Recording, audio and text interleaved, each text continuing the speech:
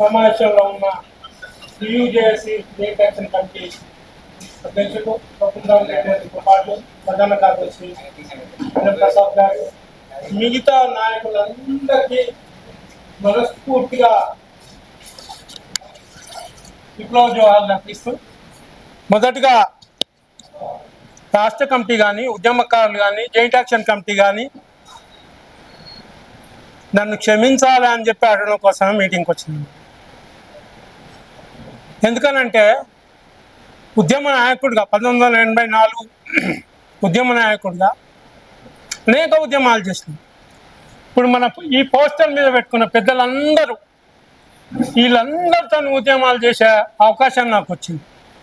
నేను వీరన్న గ్రూప్ అయినప్పటికీ బెల్లి లలితతో పోరాటాలు చేసిన, సారా వ్యతిరేక కమిటీ, వ్యభిచార కమిటీ వ్యతిరేక కమిటీ, గద్దెలతో కలిసి పనిచేసిన. గద్దెలన్న కోసం 1400 కిలోమీటర్లు ఆయన బొమ్మ పెట్టుకొని నెల 15 రోజులు బెల్లయ్య నాయకులు నేను తెలంగాణ సంఘర్షణ పెట్టి ఈయన పోయి ఎంపీ అయ్యి ఢిల్లీలో పండుకుంటే మాకు తెలంగాణ కావాలని ప్రజలలో నిప్పు రాజేసిన వ్యక్తిగా అన్న ఫోటో పెట్టుకొని బెల్లయ్య నేను ఒక 100 మంది కళాకారులు వేసుకొని పోయి పోరాటం చేసి హైదరాబాద్లో పెద్ద ఎత్తున సభ పెట్టాలనుకొని చెప్పి అది మార్చి మళ్ళీ వరంగల్లో పెట్టినాం. ఎక్కడో ఆదిలాబాద్ నిర్మల్ 1000 రోజుల మట్టి కాంచెల్లి మర్రి కాంచెల్లి పాదయాత్ర స్టార్ట్ చేస్తే అప్పుడున్న ఈ తెలంగాణ 10 జిల్లాలు మొత్తం తిరిగి హైదరాబాద్లో పెద్ద ఎత్తున సభ పెట్టినాం. ఆ పదయాత్ర ఎన్ని కష్టాలు పడ్డం అనేది మాకు తెలుసు. కానీ ఈ తెలంగాణ ఉద్యమం నినాదం అనేది చల్లారిపోకుండా చేయాలని చెప్పి గడ్కో కట్టేసినట్టు అన్ని ఊళ్ళు తిరుక్కుంటూ పదయాత్ర చేసి ఇట్లా ఈ మహానుభావులు గూఢంజన కానీ లేకపోతే అందశ్రీ అన్న కానీ కేవలం శ్రీకాంతాచార్యతో నాకు టచ్ లేదు, నాకు సంబంధం లేదు. కానీ ఇవి వేదిక మీద ఉన్న జయశంకర్ సార్తో, ఈ సార్తో, వీళ్ళు మన ఏది కొండ లక్ష్మణ్ బాపూజీ, కాళోజీ ఇంటికి పోయినాం. మేము కూడా కాళోజీ ఇంటికి పోయి ఆయన కవితలు మొత్తం చూసినాం, మాట్లాడినాం. ఇంత ఉద్యమాలు చేసి దొంగలను రాజ్యం మీద ఎక్కించినాం. దోపిడి దొంగలకు రాజ్యం అప్పచెప్పినాం. అది క్షమించని నేరం, ఆ తప్పు మనదే. మళ్ళీ అంటున్నారు, రిపీట్ చేసుకుంటారు. మళ్ళీ రెండోసారి 10 ఏళ్ల తర్వాత మళ్ళీ ఇంకో దోపిడి దొంగకు రాజకం అప్పచెప్పినాం. వాడు మంచోడు కాదంటే వీడేమన్నా మంచిగా చేస్తాడేమనుకుంటే మన తెలంగాణ మొత్తం సర్వనాశనం చేసిండు. తెలంగాణ ఉద్యమకారులకు ఇచ్చిన హామీలు ఏవైతున్నాయో అవన్నీ 420 హామీలే అయినాయి. ఫ్లాట్ ఎటువాయే, ఇల్లు ఎటువాయే, పింఛనెటువాయే, బస్ పాస్ ఎటువాయే. ఇప్పుడు మేము చేస్తున్నాం కదా, తెలంగాణ వచ్చింది. ఆ తెలంగాణ రాజ్యం వెళ్ళకుండా మీరు ఎన్ని ఫామ్ హౌస్లు కట్టుకుంటుర్రు, ఎంత సంపాదించుకుంటుర్రు, ఎన్ని పదవులు అనుభవిస్తుర్రు, అది చూసుకుంటూ కల్లారా చూసుకుంటూ ఉద్యమకారులుగా మనం ఏం చేయలేక చేతగాని నిశ్చేష్టులమైన తప్పితే ఇప్పుడు ఏదో దుమ్మెత్తి పోస్తాం చూడు తెలంగాణ పల్లెలలో, నువ్వు నాశనంగా పోనని ఇట్లా మట్టి తీసి ఆడలు ఇట్లా దుమ్మెత్తి పోస్తారు. ఇట్లా చేసుడు తప్ప మనకి ఏమైతే శాపనార్థాలు పెట్టుడు తప్ప మన శాపనార్థాలు కూడా వాళ్ళకి ఏమైతే లేవు. వాస్తవం ఇది. తిరిగి తెలంగాణలో నిప్పు మీద బూడిదే ఉన్నంతసేపు అది ఎదగానే ఉంటుందట. ఆ బూడిదను ఊది కళ్ళల్లో పడుతున్న ఆ బూడిదను ఊది మళ్ళీ కర్రలు రాజేసి మళ్ళీ తెలంగాణ, మరొక తెలంగాణ, మన తెలంగాణలో అని చెప్పి ఈ అన్న ఆధ్వర్యంలో నిజంగా అన్నకు ధన్యవాదాలు. ఆధ్వర్యంలో మనమంతా కలిసి మళ్ళొక పోరాటం చేస్తున్నామే. నిజంగా ఇప్పుడు సాధించుకుంటాం, నిజమైన తెలంగాణ సాధించుకుంటాం, న్యాయమైన తెలంగాణ సాధించుకుంటాం, సామాజిక తెలంగాణ సాధించుకుంటాం, ప్రజాస్వామిక తెలంగాణ సాధించుకుంటాం. ఇప్పుడు వచ్చింది మాత్రం భౌగోళిక తెలంగాణనే. ఆ రోజు నేను తెలంగాణ పోరాటంలో పాల్గొన్నప్పుడు 10 సార్లు వీరన్నతో, గద్దెలన్నతో అనేక చర్చలు జరిగినప్పుడు ఆ చర్చలలో నేను కూడా ఉన్నా. అన్న భౌగోళిక తెలంగాణ వద్దన్న, మన ప్రజాస్వామిక తెలంగాణ లేదా సామాజిక తెలంగాణ ఇప్పటి నుంచే మన పునాదులు గట్టిగేద్దామన్నా అని చెప్పి నేను వాళ్ళకు వ్యతిరేకంగా కూడా అనేక సార్లు డిబేట్ పెట్టినప్పుడు, అరే నువ్వు కోరా కోసం నువ్వు కోరా, తెలంగాణ అయితే రాణిలో తర్వాత చూసుకుందాం, పైలవాళ్ళ లెక్క వీళ్ళు తర్వాత చూసుకుందాం.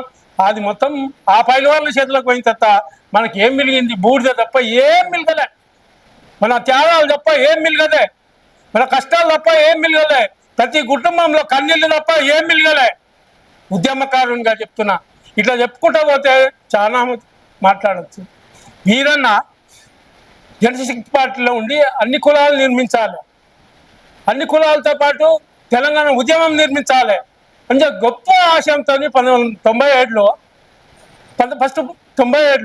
సూర్యాపేట మీటింగ్ పెడితే ఒక కాలు ఇచ్చి కడపత్రం వస్తే 50,000 మంది వచ్చారు. నిజం అది. అదొక తెలంగాణ ప్రాంతంలో సూర్యాపేట అనేది ఒక మూల కేంద్రం, అదే పోరాటాల కేంద్రం. అక్కడ నెక్కెళ్ళే సాయుధ భూమి కోసం, ముక్తి కోసం, విముక్తి కోసం సాయుధ పోరాటం నడిపిన గడ్డ అది. ఆ గడ్డ నుంచి ఒక మాట ఇచ్చి, ఒక పలికిచ్చి, ఒక పడపత్రం ఇచ్చి ఆ గ్రామాలు మొత్తం తిరిగితే ఒక్క 2 రోజులలో మొత్తం 30,000 మంది వచ్చి సభ సక్సెస్ అయ్యి రాష్ట్రమే షేక్ అయింది. అప్పుడు తెలుగుదేశం ప్రభుత్వం ఉండే, స్టేట్ మొత్తం షేక్ అయింది. ఒక్క నెలలో 450 సభలు పెట్టగలిగింది. 10 జిల్లాలలో 1 నెలలో 400 సభలు పెడితే ఇంటెలిజెన్స్ రిపోర్ట్ తీసుకొని అరే ఇది డేంజరస్ ఉన్నదబ్బా, మళ్ళీ తెలంగాణ రాసుకుంది, మనం ఎప్పుడైతే నీళ్లు పోసినామో చల్లారిందని అనుకుంటే ఆ బూడిదల నుంచి మళ్ళీ నిప్పు కనుక మొదలైంది, నిప్పు వచ్చింది, రాజుకున్నది. దీన్ని మనం అరికట్టకపోతే మన పాలకులకు, ఎవరైతే పాలకుంటారో అగ్రవర్ణ పాలకులు ఎవరు ఉంటుందో వాళ్ళకు మనకు నష్టం అవుతుంది. రాజ్యాన్ని వాళ్ళు గుంజుకుంటారు. వాళ్ళు బార్వరీకులకుంటూ కూడా పెద్దోళ్ళు ఈ గ్రూప్ వాళ్ళు, అన్ని కుల సంఘాలు, ఈ తెలంగాణ ఉద్యమకారులు అని చెప్పి పసిగట్టి శ్రీకృష్ణుని లెక్క బార్వరీకులను చంపినట్టు మా వీరన్నను పొట్టను పెట్టుకోరు. ఇది నిజం. ఆ పోరాటాలన్నీ చూసి గెలిచి నా భార్య పిల్లలను వదిలిపెట్టి 20 ఏళ్ళు నా భార్య పిల్లలను వదిలిపెట్టి పోరాటాలు చేసి కుల సంఘాలు నిర్మించి, నువ్వు చెప్తుండే కదా ఎవరు వీరే మన సిద్ధేశ్వర అన్న, మాదిగ దెబ్బ, తుడుం దెబ్బ, మాల దెబ్బ, గుత్ప దెబ్బ, ప్రతి నిర్మాణంలో వీరన్నతో పాటు నా భాగం ఉంది. వాళ్ళందరితో కలిసి మీటింగులు చేసిన, వాళ్ళందరితో కలిసి పాదయాత్రలు చేసిన, అట్లా చేసి తెలంగాణ ఉద్యమాన్ని రాజస్థాన్కి సామాజిక తెలంగాణ కావాలి, ప్రత్యేకించి మాకు ఈ భౌగోళిక తెలంగాణ వద్దు, దొరల తెలంగాణ వద్దు అని చెప్పి 1998లో మొదటిసారి నేను ఎంపీకి పోటీ చేసి మరి అనేక ఆ ప్రాంతాన్ని మొత్తం చైతన్యం చేసిన. అదే అక్కడ ఉన్న దొరలు మొత్తం 12 మందిలో మొత్తం దొరలే. వాళ్ళని విమర్శిస్తుంటే అరే మేము నన్ను విమర్శించక, నువ్వు కొట్లాడేది ఉంటే కొట్లాడుకో, పోటీ చేసి పోటీ చేసుకో, నువ్వు ఓట్లు వేయించుకో, కానీ మా పనులు పెట్టేదని చెప్పి అక్కడ ఉన్న దొరలు మొత్తం నన్ను ఇబ్బందులు పెట్టిన పరిస్థితులు ఉన్నాయి. ఒక్కసారి కాదు 2 సార్లు పోటీ చేసి కుల సంఘాలు మొత్తం నిర్మించి వాటిని జాయింట్ యాక్షన్ కమిటీ పెట్టి దాన్ని కృష్ణమాదిగని పెద్దోళ్ళు చేసి ఆ కృష్ణమాదిగ బాధ్యతలు చెప్పి పోరాటాలు చేద్దాం పా, ఎన్నికలలో గెలుతాం పా, రాజ్యాధికారం సాధించుకుందాం పా అని అంటే వచ్చి ఆ తర్వాత ఎక్కడో చోట అనేక తప్పులు చేసి ఆ రాజ్యాధికారం రాకుండా వెనక్కి గుంజిన పరిస్థితి. రథాన్ని ముంగుడు తీసుకుపోవాలి, కాకపోతే కాముకుండాలి, కానీ వెనక్కి గుంజిన పరిస్థితులు అనేక. ఆ రోజుల్లో కూడా అనేక కుట్రలు చేసి మాకు ఈ రాజ్యాధికారం రాకుండా చేసిన చరిత్ర పాలకులకు ఉంది, అగ్రకులాలకు ఉంది. అందుకని నేను ఏమంటున్నానంటే పోరాటం చేసేటోళ్ళు ఒక అంటాడు కవి అంటాడు, పరిగితే ఉడికే లక్ష్యాన్ని ఛేదించడం కోసం పరిగితే పరుగులు తీ, లేదా చేత కాకపోతే మోకాళ్ళ మీద మన బాకు లక్ష్యాన్ని చేరుకో. అది కూడా చేత కాకపోతే అంబాడుకుంటా పడుకొని వేసుకుంటా కూడా నీ లక్ష్యాన్ని చేరుకోవడం కోసం పో అంటాడు. నిజం. మొన్న సూర్యాపేట సభ అదే జరిగింది. మనం అనుకున్నది ఒకటి, ఊహించింది ఒకటి, డబ్బులు వస్తాయనుకున్నాం, లక్షలాది మంది ప్రజలు వస్తారు అనుకోవడంలో తప్పేం లేదు, ఊహించడంలో తప్పేం లేదు, ఉరుకుతాం అనుకున్నాం. కానీ అనేక రకాల కారణాలు, కుట్రలు, కుతంత్రాలు, వీటి వల్ల మాత్రం సూర్యాపేట సభ పూర్తిగా సక్సెస్, అందరూ అనుకుంటూ పూర్తిగా సక్సెస్ చేసుకోలేకపోయినాం. అది మన ఆత్మవిమర్శనం చేసుకోవాలి. అందులో ఆ పూర్తిగా సక్సెస్ చేసుకోపోవడానికి కూడా కారణం నేను కూడా ఒక భాగమే అని అనుకుంటున్నా. ఎందుకని అనుకుంటే ఇంట్లో కూర్చొని నా ఆరోగ్యం బాగాలేదు, స్టంట్లు ఉన్నాయి, బైపాస్ ఆపరేషన్ ఉంది, ఇంట్లో ఆర్థిక పరిస్థితులు, గొడవలు ఇవన్నీ ఉన్నాయి. ప్రస్తుతం చెప్పినా, నేను అన్నతో కూడా చెప్పలే ఎక్కువ, ప్రస్తుతం చెప్పిన నువ్వు సూర్యాపేట పోతే నేను సూర్యాపేటలో అనేక సార్లు అనేక ఉద్యమాలకు వేదిక కాడ 10 రోజులు ఉండి మొత్తం సంఘాలు వేసి, కడపత్రాలు వేసి, వసూళ్ళు చేసి నేను సభలు నడిపించిన. ఈ డైరెక్షన్లో ఫాలోగా అని చెప్పి అనేక విధాలుగా నేను ప్రసాద్ అన్నకు చెప్పిన. సాధ్యమైతే మీతో పాటు 4 రోజులు ఉంటా, కానీ ఆరోగ్య పరిస్థితులు రాకుంటే దాన్ని మాత్రం క్షమించాలి, మళ్ళొక్కసారి మీటింగ్లో చూసుకుందాం ప్లీజ్ అని చెప్పిన. అన్నకు కూడా చివరిసారిగా లేదు నువ్వు సాధ్యం కాకపోతే మనుషులను తెస్తాను రా అంటే 1-2 రోజులు నన్ను 4-5 వెహికల్స్ నేను ఏర్పాటు చేసిన, ఉద్యమకారులందరితో నా ఇంట్లో నుంచే మాట్లాడినా, వాళ్ళకి వెహికల్స్ పెట్టినా అని చెప్పిన. ఎవరు నన్ను అడిగి తీస్తారు, కానీ నేనన్నా మరి స్టేట్ కమిటీ నుంచి ఏమైనా బాధ్యత వహిస్తానంటే ఖచ్చితంగా బాధ్యత నువ్వు వెనుబెట్టుతో పెట్టు, నేను చూసుకుంటాను ప్రసాద్ అన్నాడు, అన్నాడు పప్పుల రామరెడ్డి అని. కానీ వాళ్ళందరితో తిరిగి నేను మాట్లాడితే మీకు మనిషి కాలేపో చెప్తా. ఇప్పుడు యాదగిరిగుట్ట నుంచి ఒక 10 మంది బస్సు కాల్చిన కంపీ కేసులో ఉండరు. మా ఆలయంలో 10 మంది ఈ బస్సును కాల్చిన కేసులలో ఉండరు.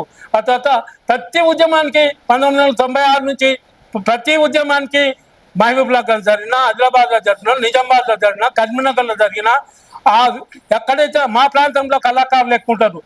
గొల్లకులను డోలు దెబ్బలను 30 మందిని, డప్పు కళాకారులను 30 మందిని, పోరాట సంఘములను 30 మందిని, వాళ్ళందరికీ మనిషి టాటా సుమ్మాలు పెట్టి నేను ఏదో సుమోలు ఎక్కి వాళ్ళ భోజనాలు అవన్నీ ఏర్పాటు చేసుకుంటా ఆ సభలను మొత్తం ముందిచ్చి ప్రదర్శనలు ఇప్పించి సింధు కళాకారులు దయచేసి సింధు కళాకారులు ఈ 4 గ్రూపులు నేనే తీసుకుపోయేది. నేనే సభలను సక్సెస్ చేసేది. లాస్ట్ చివరి కేసీఆర్ సభ, కరీంనగర్ సభకు కూడా అన్నింటినీ నేనే తీసుకుపోయినా. దురదృష్టం ఏంటంటే ఎవరైతే పోరాటం చేసిండో, ఎవరైతే కష్టపడ్డారో, ఎవరైతే ఉద్యమాలు చేసిండ్రో వాళ్ళ కుటుంబాలు మొత్తం సర్వనాశపోయినాం. కంటికి కన్నీళ్ళు తప్ప ఏమీ లేవు. అయినా పర్వాలే, ఏడ్చి ఏడ్చి ఏడ్చి కళ్ళల్లో నీరైపోయినాయి, కళ్ళు కాయలు కాసినాయి. మళ్ళీ పోరాటం చేద్దాం, మళ్ళీ ఆ నిప్పును మెల్లమెల్లగా ఒక్కొక్క కట్టేసి రాజేస్తాం. ఈ అడవి ఎట్లా కాగిపుల్ల గీకి వేస్తే అడవి ఎట్లా తగలబడుతుందో ఈసారి మన తెలంగాణ ఉద్యమం నిజాయితీ గల నికార్సైన మన తెలంగాణ ఉద్యమం సాధించుకోవడం కోసం గట్టిగా కష్టపడదాం. మొదటిగా నన్ను క్షమించాలి, ఆ మీటింగ్ రాలేకపోయినా. నాకు అనేక సమస్యలు ఉన్నాయి, హెల్త్ సమస్యలు ఉన్నాయి, ఆర్థిక సమస్యలు ఉన్నాయి, ఆరోగ్య సమస్యలు ఇవన్నీ ఉన్నాయి కాబట్టి రాలేకపోయినా. బాగుంటుందేమో పోదాం అనుకున్నా, 4 రోజులు ఏడన్నా కూర్చొని అదంతా చేద్దాం అనుకున్నా కానీ మిస్ అయినా. ఫస్ట్ నన్ను క్షమించాలి. రామరెడ్డి నన్ను క్షమిస్తారా? ప్రసాద్ గారు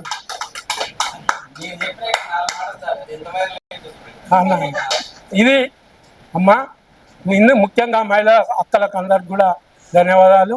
ఆకాశంలో సగం, భూలోకంలో సగం.